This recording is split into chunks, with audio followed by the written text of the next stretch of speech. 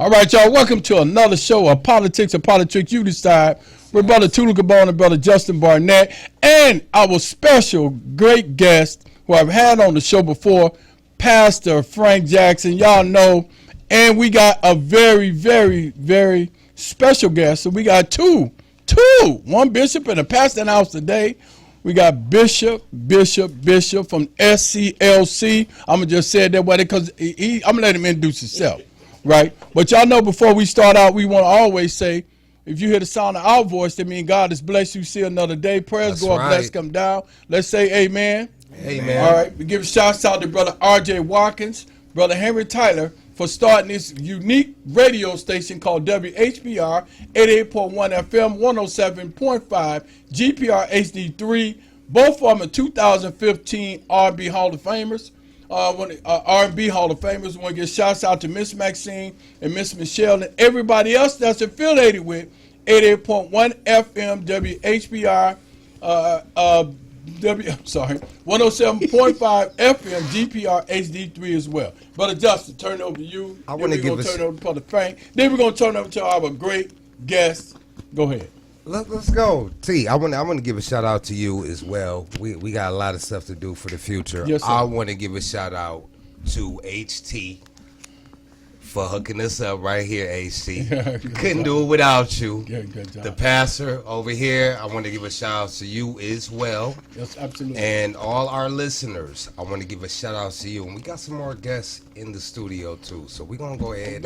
We're gonna let the pastor go ahead. Let's go. Brother Pastor Frank Jackson need not be introduced. Y'all know he's fire. Been on here before. But go ahead, Brother Pastor Frank Jackson.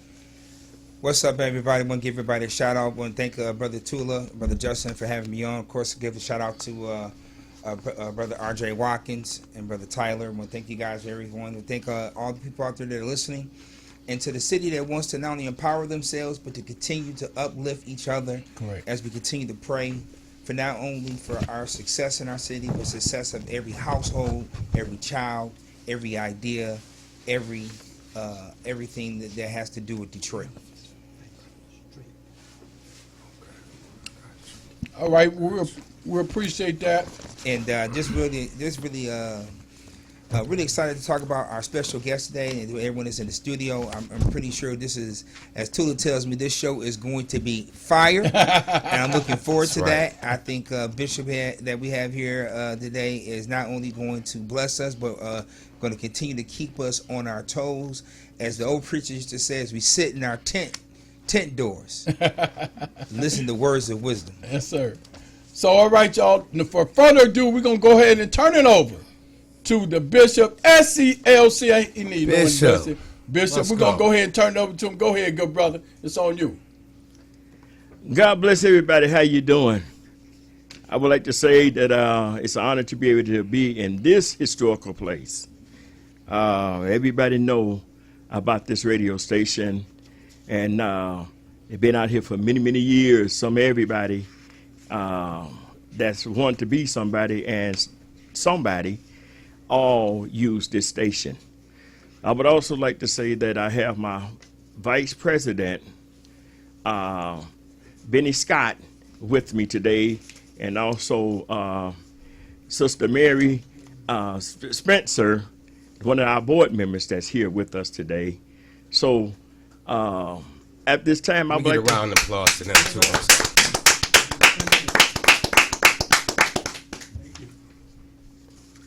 So at this time, I'd like to let you know how SCLC got started. For those that may not know, FCLC was founded in 1963 here in Detroit by Reverend C.L. Franklin, Aretha Franklin father. During the time of the Freedom March. And that's the time when Martin Luther King came here and he did the I Had a Dream speech here that same time at Cobo Hall. He tried it out here first before he went to Washington, D.C. and did it there. So it was a great success, but the good thing about it, it always come back full circle. This year will be the 63rd anniversary of the Freedom March right here in the city of Detroit. Okay, let's clap that up too. Let's definitely clap that up. So at this time, anybody? Yeah. So I want to know what what made you interested in the SCLC? What got you started into the political arena? What got you started in the SCLC? Well, what got me started in FCLC was being around Jesse Jackson when he came here, and Martin Luther King. And Coleman and Alexander Young.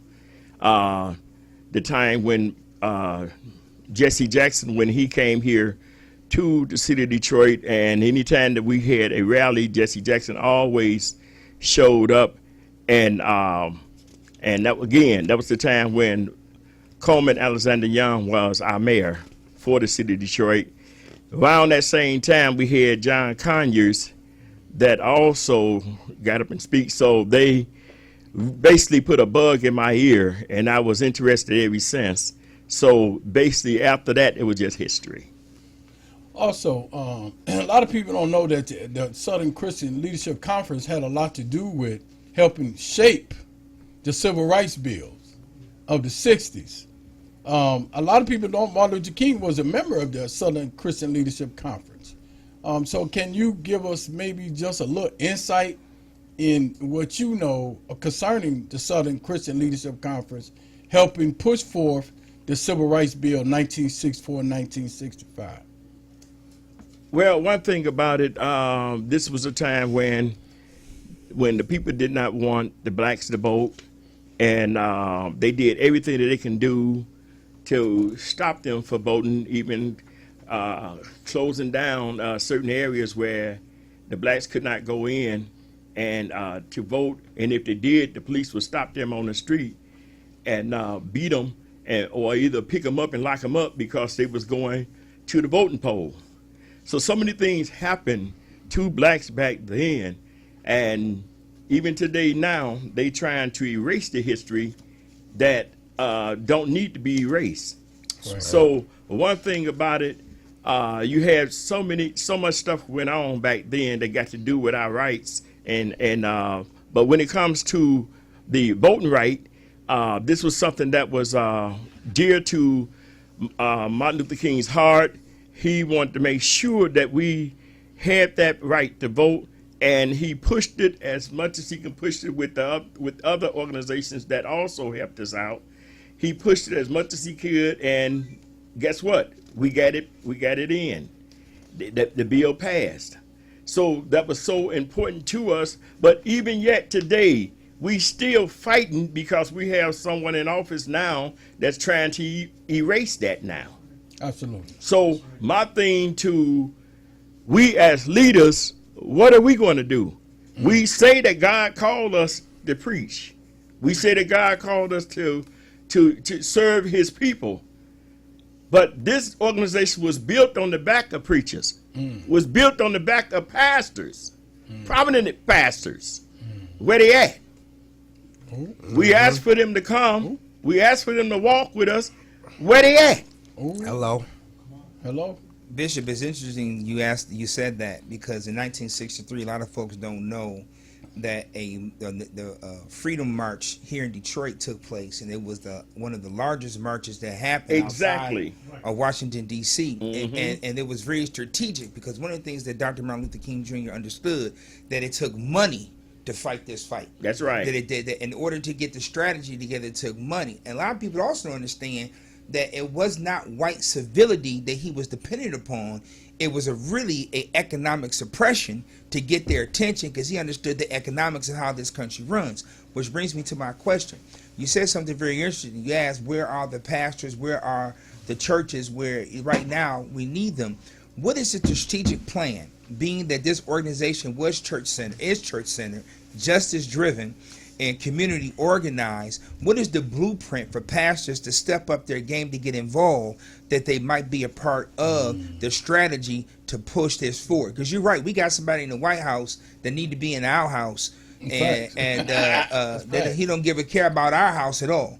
Correct. So what is the strategy for black pastors or for pastors in Detroit or pastors that are on our side, like myself, to get engaged?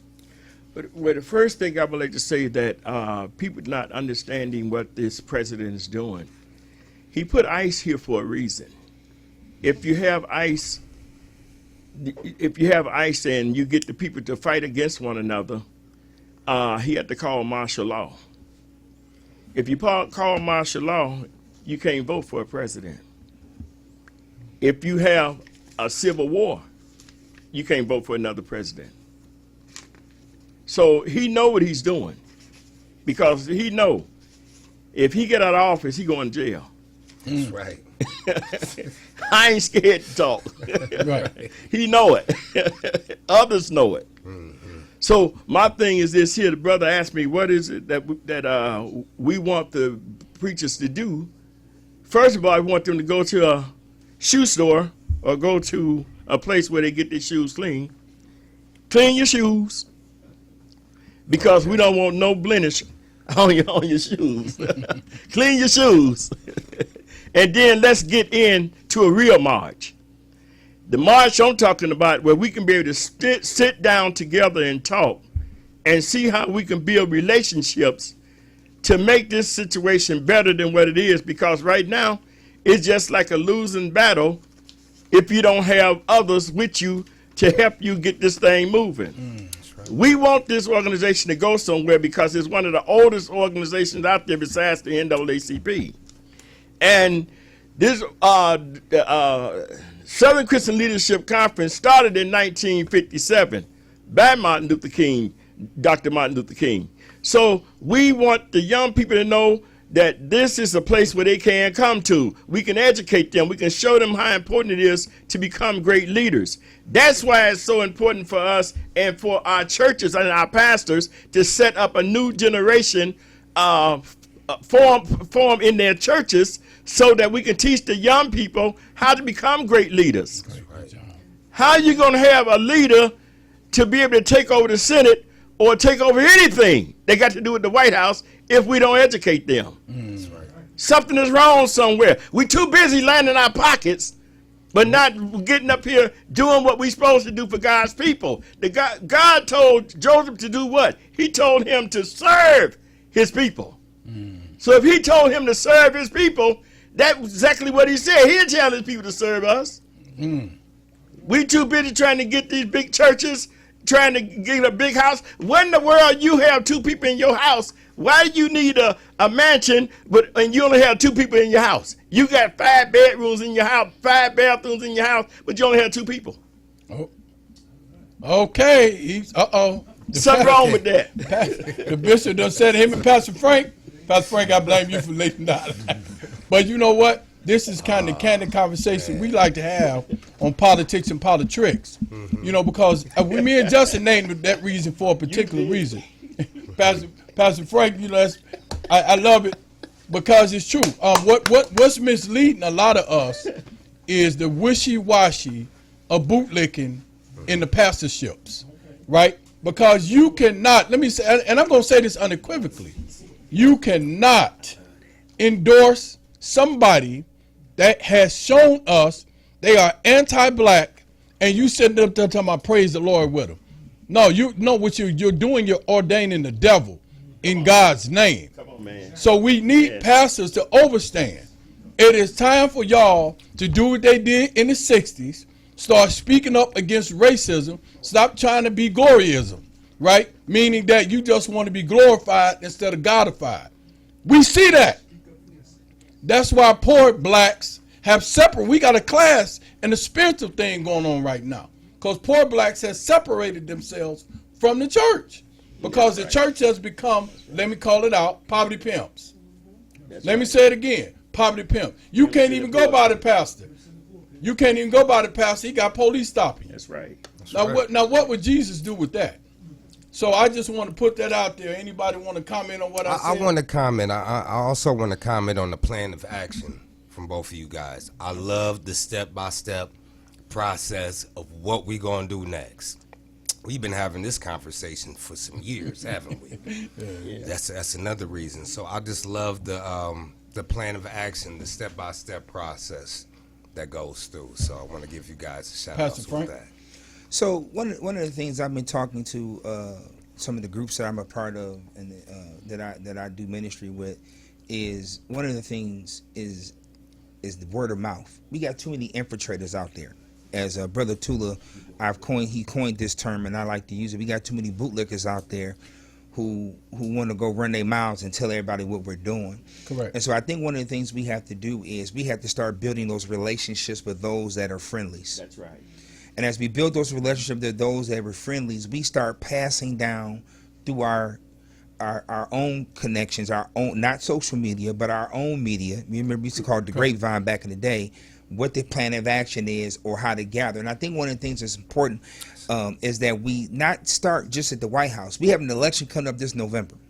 Yeah. And this November, we could put the brakes not only on this administration, but also on the state. Because this is the last year, like if you look at the election in the state of Michigan, we have 3 viable candidates that could potentially win, and one candidate is going to take votes from another. That's going to cause us to have to maybe have somebody in office that's not going to be for us. That's right. And so we have to make sure that we not only get boots on the ground to get people to the polls, but also we have to create a network of communication that allows us to communicate with friendlies on what the plan of action is. And I think the plan of action, to get their attention, we have to hit them economically. I think what some of these pastors and some of these freedom fighters have been talking about doing with Target is great. But I think for us locally here in the state of Michigan, Detroit, we need to be very strategic and very intentional about a target that we have or what we want to put our support to us. We shouldn't just talk about what we want to avoid. We also talk about what we want to support. Well said. And we have to look at allies that also don't look like us, but it's also a target. He's targeting Hispanics. We need to become allies with them. That's right. He's targeting Arabs. We need to become allies with them. If you put all 3 of our groups together, then we can create a strategy that not only hit them economically, but also remember the boycott did not end because of white civility. Okay. It ended because the Birmingham Business Association lost 35% of their business money, their money downtown Birmingham, and they said we gotta get these blacks back on the bus. Right. We know that because as soon as they ended the bus boycott, the next day somebody sat in the wrong seat and they whipped their tail. They said nothing about it. They were just happy that people were back downtown shopping. I like that, That's right. and you're saying a melted pot of entities from all different cultures, angles, and also just wanted you to put more emphasis on the word friendlies as well. So friendlies. So for instance, we have people that look like us, but they ain't like us. Okay, that's okay. And we know who they are because they say it loud. If all you gotta do is go to your social media page, and they'll tell you, well, what's so bad about what he's doing? He ain't coming after us. And you're like, wait a minute. Right. The 14th Amendment is one of those Reconstruction Amendments. Am I right or wrong? Oh, correct. And the Right. Reconstruction Amendments were created for what? For slaves. For slaves. So if they change the 14th Amendment, they may be going after them now, but guess who's next? You better believe once what is that old proverb? They came after the Jews. I didn't say nothing because I wasn't Jewish. They came after the Hispanics. I didn't say nothing I wasn't Hispanic. They came after the blacks. I didn't say nothing because I'm not black. And then when they came after me, there was no one left to stand up for me. Okay. Yeah. Can I add something on that? Yeah, go ahead. Go ahead. I would like to also say that what this brother talking about is true, because I talked to my vice president, and not about a month and a half ago. We talked about this, and he said, "You're gonna be the first one to do something like this." I said, "I don't think I'm gonna be the first one," but what I'm talking about is getting all of these leaders together of different nationalities, because at the end of the day, we got to build some type of relationship with every last one of them. I agree. And because people represents power. If we have enough people, we can do anything. And guess what? Even the White House have to listen. I like that. So we got to do something to make a change, and we got to do it fast. We can't keep on playing around talking. I'm sick and tired of talking. I'm tired of talking. I remember the time when I used to walk down the streets of Detroit and I had holes in my shoes. I'd put cardboard in my shoes so that I could still be able to walk. I'm tired of walking. Right. Well said. I want to see some results. And the only way we're going to be able to see some results, get all these leaders together, put them in one place. Let's have a shutout. Let's have a shutdown. Let's talk. Let's get the job done. Let's see what each one of them think about. And guess what? Dr. Martin Luther King was not a prejudiced person, because guess what? There was a lot of whites, a lot of Jews, and some everybody that marched with him when he did a march. Correct. So that lets you know right there that you do have other nationality of people that will walk with you, that will talk with you. We just got to get out here and make a mark and let them know that we still here and we not playing. That's right. Let's give them a hand. Both of them. Pastor Frank. So I want to coin, then I want to show a video. It kind of coincides with what we're saying. Fred Hampton. Fred Hampton was 21 years old. Mm-hmm. He was one of the most effective leaders in Chicago. Why? Because he brought everybody together. That's He right. brought the Chicanos. Mm-hmm. He brought the white boys. They had flags. He didn't care. Mm-hmm. All of them, and the Puerto Ricans, the gangbangers, they recognized one thing: their common enemy was poverty and police brutality. That's what they knew, right? And so that was a red flag for the FBI. J. Edgar Hoover, he said he's dangerous. That's right. He's bringing people together. Mm-hmm. That's when William O'Neill, the one that looked like us, betrayed him. Right? All folks ain't kinfolks, and if you play the game wrong, those kinfolks can cost you your life. Right? Skin folks, I call them. Yeah, not all skin folk are kinfolk. Right. But I just want to say, so what the bishop is talking about is something that, because everybody know I'm from the South, we implemented that plan. I had white friends that was friends with me in high school. I was one of the few black boys on the team, black men on the team. Watch out. Hey, let me say this. If you mess with me, they tear your head off. And once they took up for black people, white people considered them a sellout. They didn't go back and hang out with the white folks then. That's right. They called you the in-lover. You can't go to no parties.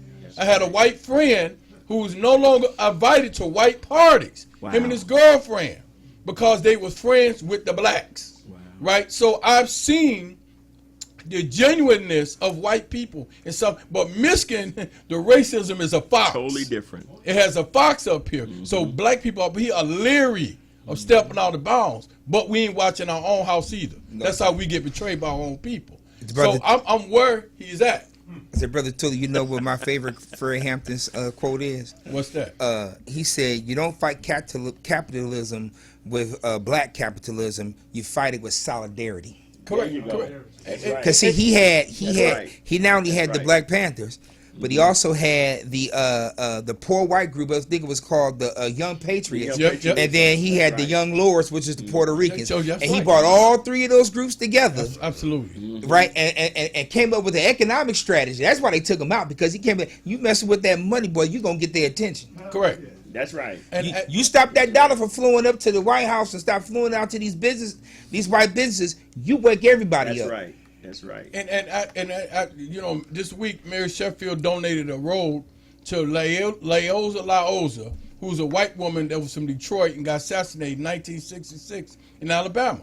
They got a monument of her down in Wayne State. And so I'm always, sometimes people criticize me, and I'm going to say it. I'm going to call a spade, because I will not practice a racism that condone all white folks, condone all Arabs, condone all Puerto Ricans, people hate me for that, right? And then when I start talking about the 3,000 black informants that was a part of COINTELPRO in the 1960s, they helped disrupt and destroy the Black Panthers. Oh, there you go, talking like that again. No, it's real. Fred Hampton can't be woke up. William O'Neill betrayed him.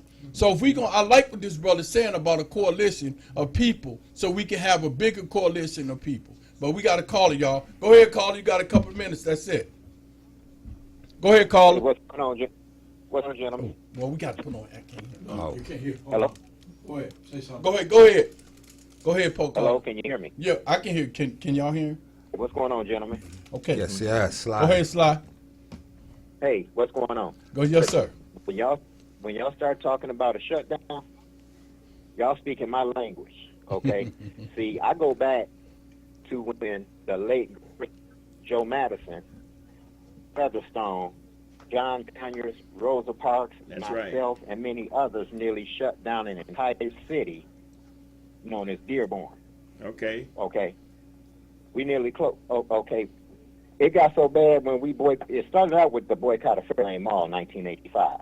Mm-hmm. And it got to the point where I remember that. Henry Ford II had to send a memo to the mayor of Dearborn saying, hey, look, dude, you have to do something because we're about to lose our pants. Fairlane Mall wasn't even 10 years old at the time. Okay, and we went from boycotting Fairlane to boycotting the entire city of Dearborn. We would push people's cars across the city limits to get gas. We would not buy as much as a postage stamp in Dearborn. Okay, you wouldn't even find black folk using a payphone. Okay, so your money talks. Okay, and you teach people how to treat you, and you can do so. You can do so without firing a single shot. You can teach them how to treat you with your money. But I also want to put this in. I'm not sure if martial law alone can stop elections, and the reason why I'm saying that is because Diaper Donald, he's still trying to fight. Diaper Donald is still trying to fight to get executive powers over elections in different states. Okay, and either today, they're saying either today, tomorrow, or Monday at the latest, there should be that Supreme Court decision on, that attack on the Voting Rights Act. They're saying no later than Monday there should be a decision from the Supreme Court. Yeah, the part of the second section of the Voters' Rights Act that still leaves us in some power intact. Yeah. Yeah, the continued gutting Yeah. of the Voting Rights Act. But I love a good boycott. You see, I was part of that. I was there when Rosa Parks got arrested in the park in Dearborn along with Joe Madison and Art Featherstone. Brother Tula, that boycott affected me in 1978 because my mother still wouldn't shop in Dearborn after that boycott. And I don't know if y'all remember a store called Children's Palace. It was at FLA Mall. Yeah, we know. They had. I forget. I remember the toy Voltron that just came out, and they had the Voltron that you can make into the big Voltron. They had the 5 lions, and that was the only store that had it. And guess what I didn't get for Christmas? Because that was the only place it was in Children's Palace in Dearborn. And my mother said they put water hoses on us when I was little. I am not shopping in Dearborn, so I didn't get that toy that year because of that. So that boycott affected me in 1982 when I was 8 years old and couldn't get that toy because my mother to this day still refuses to shop in Dearborn. It was the boycott actually started. It was in '85. 85. So that's when it was. It was 85. I was 11 years old. That's when it was. She would not shop in there. Wait. Was so monumental. They Jet Magazine, brothers. That was in Jet Magazine. Okay. You see, that was back during the time when only two social medias in the black community. On Sunday when you got the announcement And Jet Magazine. and Jet Magazine. Jet Magazine. And remember, Fairlane they could no longer afford to run that depot mover that went from inside the Hyatt Regency to inside the mall, which was the first in America. No.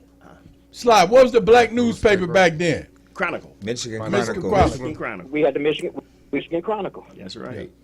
All right, go. That's the oldest one. followed later by the Michigan Citizen. Yeah. That's right. Citizen. Yeah. That's right. Okay, And the that's Pittsburgh not, Carrier. the Chronicle is Right. the Chronicle is now owned by the same company that owns the Chicago Defender. Okay. Okay. All right, Sly. Y'all take it easy. Y'all shut my mouth. No, No, you keep your mouth open. So I want to shout out to Sly. Sly has been following me. I used to be on 910, me and Justin. That's who we met at. I had a show on 910 a.m. And Sly chimed in, but Sly is an advocate. Brothers of Powerhouse. You know his stuff. Sly's good. He called me and talked to me. I mean, he is very, very intelligent. And when he says something, he means something. So we got one follower on the boycott already. That's right. So we're going to show the video. We're going to show this video right quick. I think, so videos to me is visual and people can catch it. Also, I want to say this. Mr. Watkins told me to say this. Go to, you want to see us in studio, go to 313watkins.com. 313watkins.com. Put that in the search bar. And or go to www.radiowecansee.com. You can see us live in the studio. And while we're watching videos, you can see those as well. But let's go to the first video, Mr. Tyler. Video is powerful. Videos tell stories. Yeah, stories. Yes, sir. And I love watching videos, showing videos.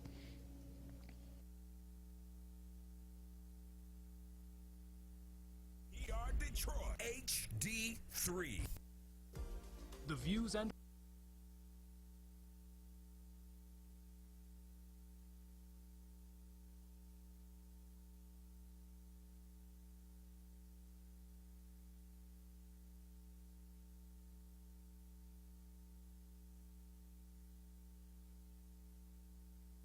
This is Mrs. Mildred Ellings. She's 32 years of age. She's lived on Mr. W.D. Fields' plantation for 11 years. She's the mother of 8 children. Her children do not attend school regularly because of food, clothing, and money. Last year, Mrs. Evans made 11 bales of cotton. At the end of the year, she only received $123. I am 17 years old. I pick 300 pounds of cotton a day. I am 9 years old. I help my mother pick cotton. I pick 100 by day. I am 14 years old, and I help my mother pick cotton. I can pick about 200 a day. The reason I do, because my mother worked a crop, and I had to help her, and so I quit school so that I could help her. This is a clip from the 1963 documentary, We'll Never Turn Back. The SNCC used this to show the rest of the country what black residents in the Mississippi Delta were actually living through during the voter registration drives of that era. The woman in this excerpt worked and lived on the same plantation for 11 years. Her 8 children didn't attend school regularly. In a sharecropping household, every pair of hands in the field was the difference between eating and not eating. In the previous year, Mildred and her children picked 11 bales of cotton. That's roughly 5,000 pounds, 2.5 tons of cotton. She was paid $123 that year for her and her children's hard labor. Adjusted for inflation, that's about $1,300 today. For 2.5 tons of cotton picked by hand, that wasn't poverty, that was by design. And this is exactly why black residents in the Delta were trying to register to vote. They believed the ballot was the only way to change the conditions they were living under. The wages, the land, the schools, all of it. And the people in power knew that, which is why they fought so hard to keep black hands off of it. The same film captured another woman who worked the same plantation for 18 years. When she tried to register to vote, her landlord told her to choose between her registration and her home. She chose her registration and was gone from that land the same night. Her name was Fannie Lou Hamer. I'm Mrs. Fannie Lou Hamer, and I farmed on the Marlowe plantation for 18 years. I had charge of keeping up with the time and paying off, and I went down the 31st of August to try to register. And after I had gotten back home, Mr. Marlowe told me that I would have to go down and withdraw my registration or leave because they wasn't ready for that in Mississippi. And I said, Mr. Marlowe, I'm trying to register for myself. So I had to leave that same night after I had gone down in August. And then I spent one night with Mrs. Tucker, and after about 2 days in September, they shot in the house 15 times, thinking that I was there. So this is power. Right? And what happens, a lot of black people up north ain't never faced that type of wolf. I have. Right? I've been called the N-word, been hit in the face with an axe handle, my face been spit in. I can tell you the discrimination my family faced. So whenever I'm talking about voting, it's different for us down south. Because it was a difference for us to get some type of rights. We could not afford not to vote. Like Fannie Lou Hamer said, I'm sick and tired of being sick and tired. Right? So when I come up here, there's a comfort zone. Have accepted second-class citizenship as normal when racism is the control of it. Salah told me it was 27 racist organizations in Michigan. 24 is the max. Listen, let me say it again. 27. So whenever we talk about voting, when I see over 300,000 people did not vote in Detroit in the mayoral election or the presidential election, you need to be down south for about a year. Say it again, Tula. Let me say it again. You need to go down and watch videos like this. Brother Tula, we felt the I vote. love this. You talk about this. Mississippi. Mississippi has something that went into the 1960s called peonage slavery. they had people that they were called debt slavery. It's called peonage. And basically, after slavery was ended, after the 13th Amendment was made, they started telling blacks that they had peonage. So it does not surprise me that occurred. They found a way to keep oppressive. We don't have peonage slavery up here in Michigan, but we got something else up here. What's that? We got I want to be like white up here. Right. Okay. And so we think that if it look like us, it ain't right. Right. It's only right if it's white, and we'll do so much. We'll do so much to our own demise. It's almost scary. It's almost it's self hatred. You know, and it's not even wanting better for yourself, because wanting better is not a problem. It's when you have a problem when something looks like you, or you think that doing something that would further your people, like voting, like making sure you vote your conscience and vote for legislation that's going to support your people. Correct. It's problematic. Correct. And people feel like, what am I going to vote for? It's a waste of time. Every time you say that and you don't vote, you voted for the opposite side. That's right. And what I said, Pastor Frank and Bishop, you could jump in any moment, or Justin. Okay. What I said is, when you don't vote, somebody else make rules for you. So let me give an example. Let's make an analogy very simple. If we got 10 people in the family and they say, well, we're going to go on a vacation, y'all. So we're going to have everybody vote you want to go. Little Samson mad. He don't want to vote. He got mad at his mama now. So now he ended up at Turkey Creek somewhere in Mississippi. Well, I wanted to go to Florida. In fact, I want to go to Florida too, but you wouldn't vote. The rules happen that way. Now we complaining because Trump implemented the draft as a part of the bill. In December, the draft. So you automatically sign up when you're 18. So all the little Pookies and Ray Rays in the hood, they got your number, right? Because nobody went in and did psychological surgery to explain to them the really importance of voting. The food stamps, the Medicaid, the birthrights, all that stuff. How do you think we got here? Right. We got here by voting. That's right. And if we wouldn't have voted in the 60s, where would we have been? That's right. You know what I'm saying? So anything you want to say, Bill, before we get to the call? Take that call. Okay, no problem. And then I want to chime in, yes, too. Yes, sir. Go ahead, caller. Go ahead, caller. Hello, Tuba, Justin. Hello. Hey. I just want to say, great show. I'm really learning a lot. I love hearing all these intelligent minds that come on both your shows, and Justin as well. I look forward to Monday and Thursday because of you guys. And I just want to let you guys know that I would join the boycott as well. So, you know, let us know, Sly, if you're doing it. All right. Great show, guys. Bye-bye. All right. Thank you so much, Amanda. Thank you, Amanda. Amanda's an avid caller as well. And also, she's donated to the show by Cash App. So I want to say that. Watch out. You know what I'm saying?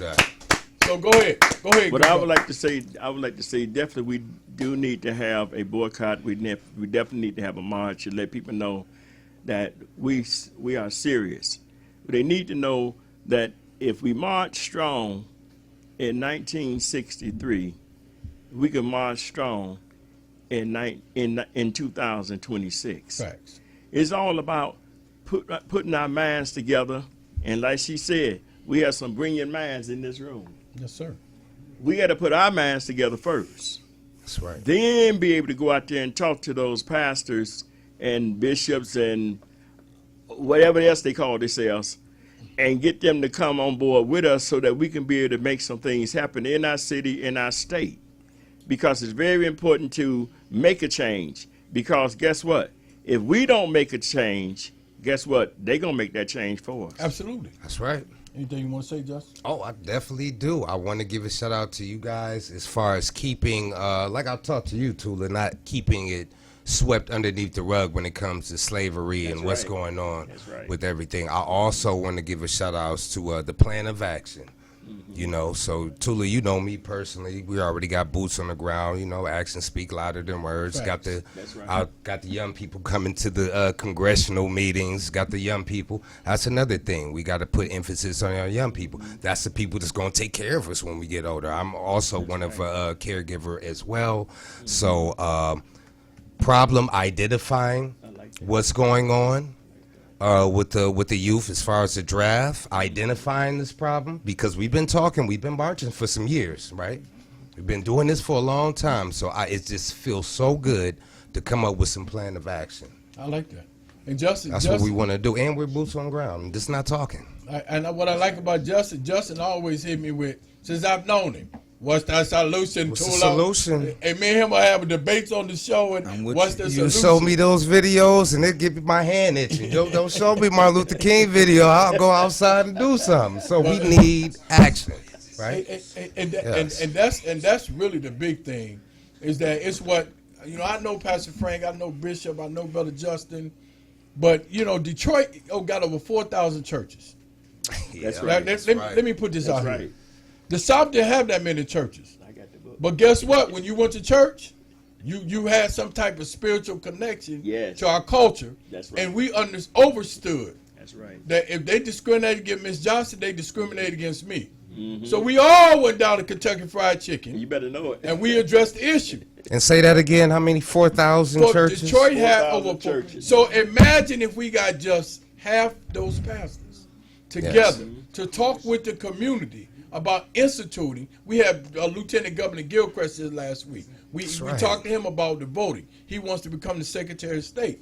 And one thing he wanted to do is push an initiative where we become more educated, even in the churches, the schools, and stuff like that. So we have assimilations of what people need to know about voting. That's right. Right? Because we can't no longer act like up north, like, oh, that happened in the South, so we going north. What thing Donald Trump taught you is that 1960 racism in 2026. Mm-hmm. Let me say this again. Say it again. He brought the 1960 racism up north, so everybody know. He don't care if you educated.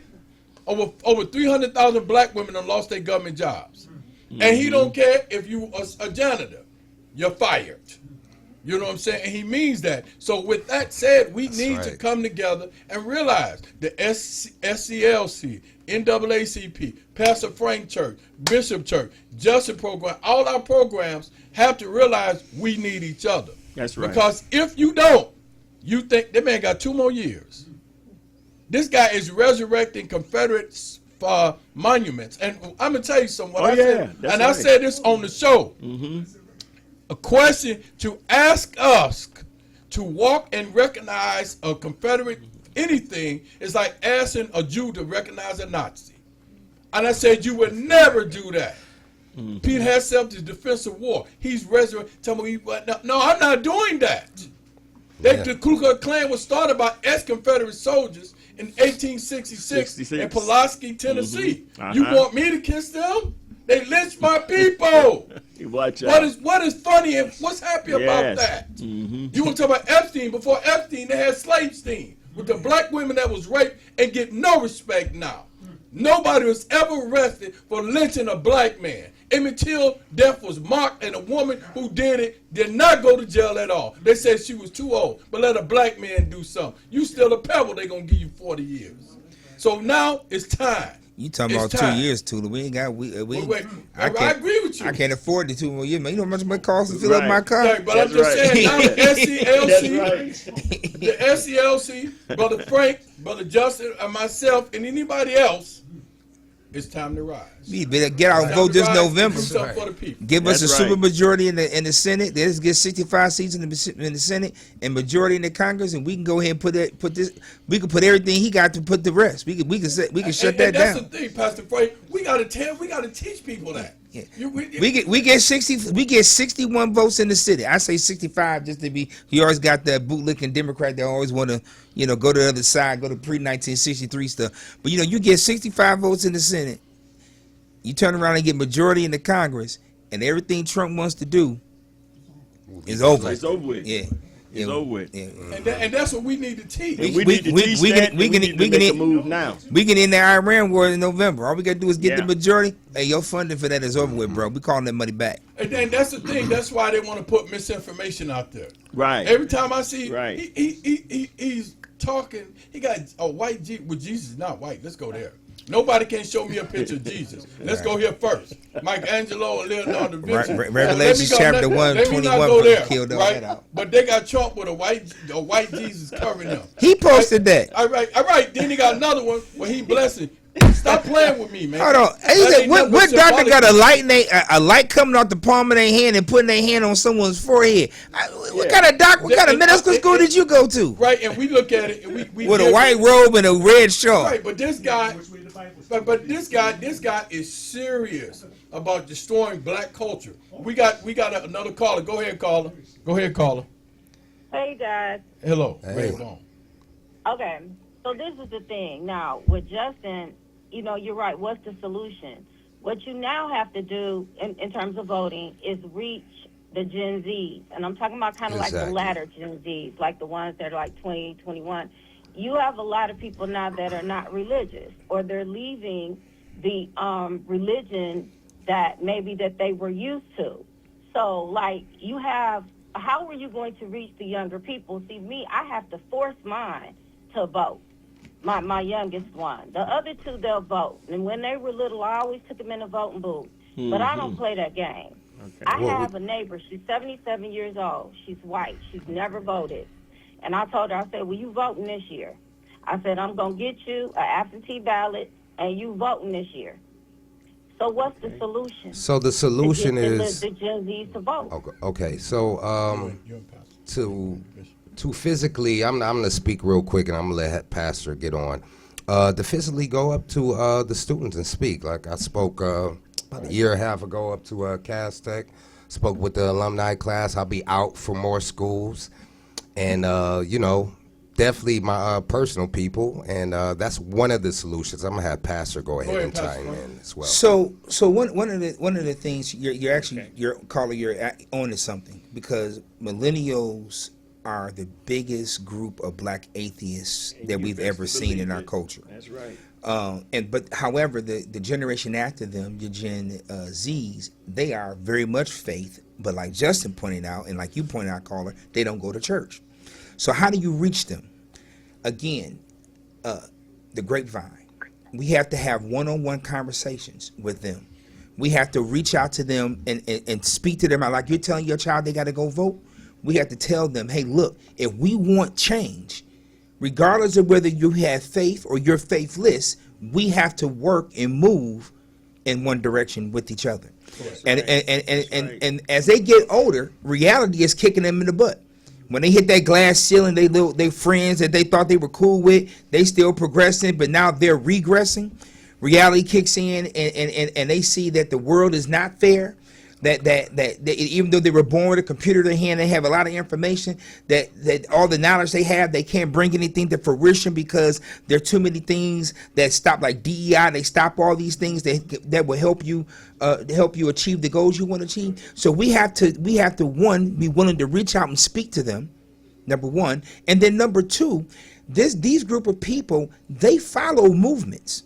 That's right. The problem is the type of movement they follow. That. Say it again, Pastor. They follow movements. There we go. Right. But say the problem is they follow movements. But it's the type of movement they follow. Right. You have to speak to their type of movement and bring them in. And, let's get it trending. Conversation and movements. There you go. So this Redbone, just real quick, I'm gonna let you chime in. I wonder why you was talking about church, where we can talk to the Gen Z and a large amount of people. I like what Pastor said was perfect. Extras too. I left the church, let's make it trending. Yeah. Yes. But you do know that's why Turning Point USA was created, because of course they were losing their base. They're all dying off. So that's where Turning Point was created. So I guess now, the younger people, especially the ones that are more progressive and stuff like that, then I guess somebody needs to come out with some type of group where they can mobilize and galvanize the Gen Zs and some of the Gen Xers too. So, the millennials, it goes from the Xers all the way down to the Gen Zs, to be honest with you. That's right. It's interesting you brought up Turning Point USA. Because guess what he's doing? Right. Guess what he's doing? Guess what Charlie Kirk was able to do before he passed or before he was murdered? He was able to get these Gen Zs these millennials to come back to church. Come back to church. Through a movement, though. Right. It was through a movement. It wasn't necessarily a building. It was through a movement. And he spoke to them. He spoke to their racism, but he spoke to them and got them to move. And what I'm saying is we have to speak to their inner core to get their attention and get them to move. And then we need parents like you and like me to speak to our children and say, hey, this is what you're going to do, what you need to do, because this is going to benefit you and to benefit our family. I love that. I love that. Part. And with that, I love that. Let's clap. Yeah, I'm going to clap to that. Let's go. Bishop, anything you want to say, Okay, Bishop? y'all. I'll talk to you later. All right. Go ahead. And then another thing we got to realize too, we got to reach them where they at. That's right. Because if we talk to them on their level, and we can help them out a whole lot, and they will listen to you.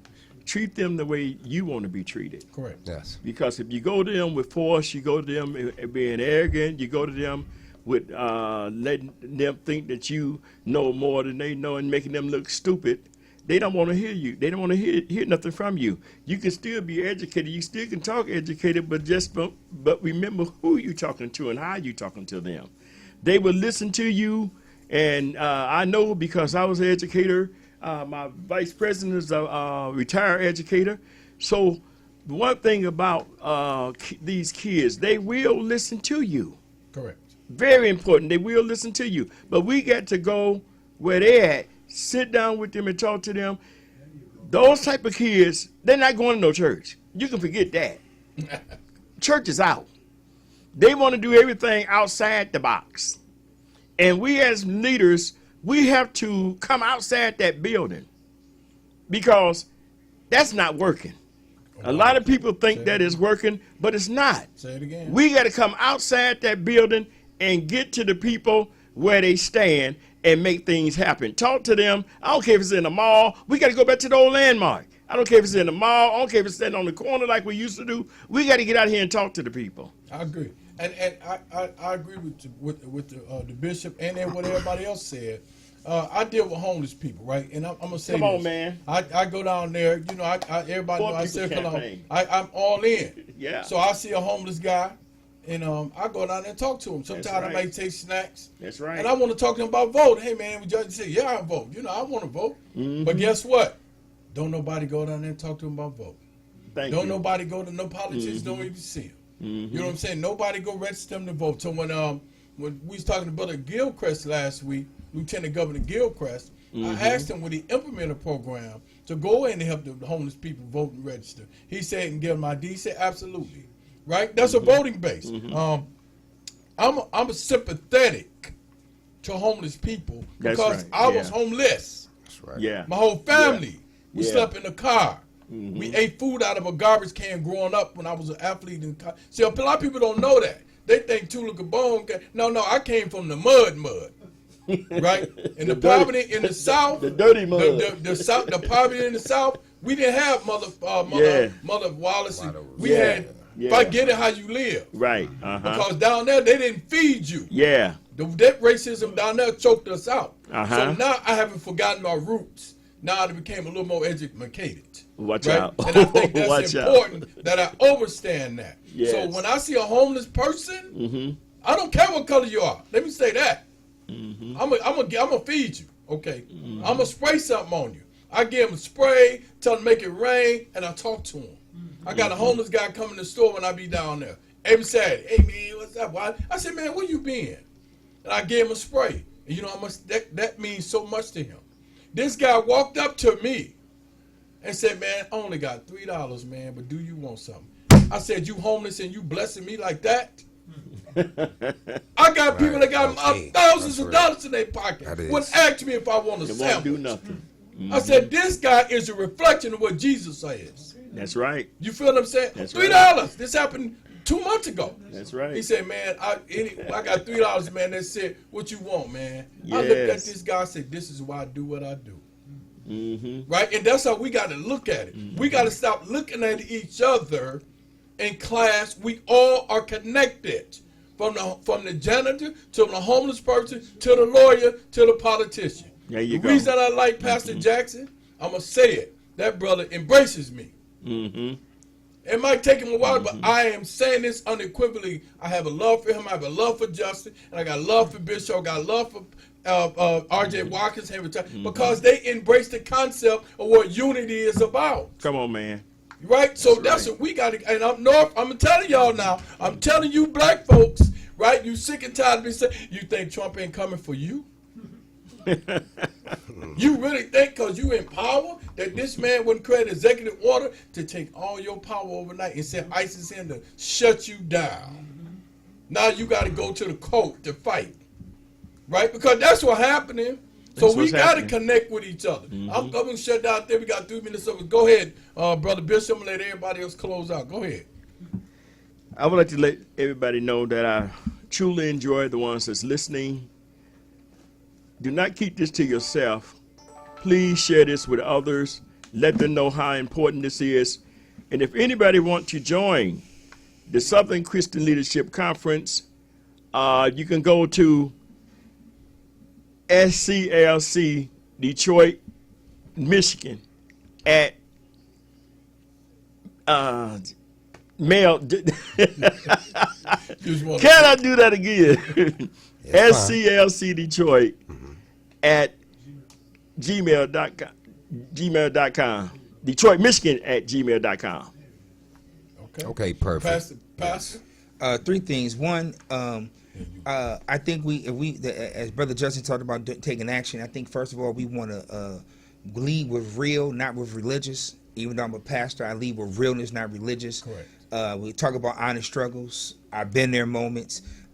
We named the doubt, the frustration, the burnout. Instead of leading with God will make a way, because not everybody has a relationship with God. Second thing we need to do is connect faith with real life. People are asking how what you're saying is gonna help me with my bills, how's it gonna help me with my anxiety, how's it gonna help me with my relationships, with purpose in my life. And if we're not preaching things that help people through financial crisis, if we're not preaching things that help people in mental health struggles, if we're not preaching things that help people with justice, then you're not preaching. And then lastly, don't avoid justice. We ought to lean into it. Don't avoid justice. Lean into the racism. Lean into the economic inequality. Lean into the systems that feel unfair, that are crushing them. Lean into it. Because if church is not leaning into it, then what in the hell is church for? Oh, go ahead, Justin. That's right. I just want to give a shout out to everybody in the room over here. This amazing, extraordinary people over here. Give a shout out to you guys over there as well. Thank you. And any other personal shout outs that you guys want to give out as well? Miss Tyler giving us the wrap up. This be the wrap up. So, right, so I just let's do it. So I just want to say thank everybody for coming. Thank you. Thank you. This here will happen again. We wanted to. We got to all come together and real soon. Also, I need to say this. Please support this radio station. We ignore. I'm gonna tell you something. One way that you break a mind is take away black media.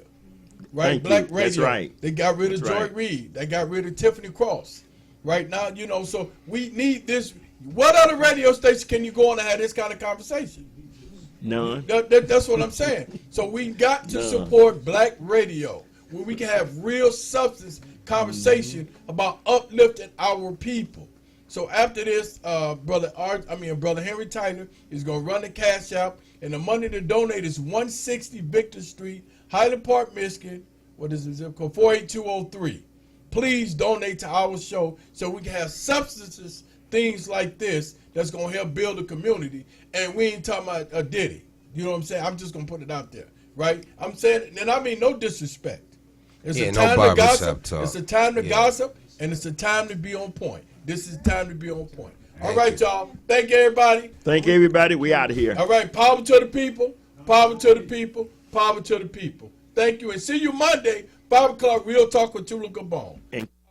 If you enjoyed the music, the talk, and the vibe right here on WHPR, we need your support. Help us keep independent radio alive by sending a Cash App donation of whatever you can to $WHPR TV Radio. Every dollar makes a difference. That's $WHPR TV Radio. Support the station that supports you.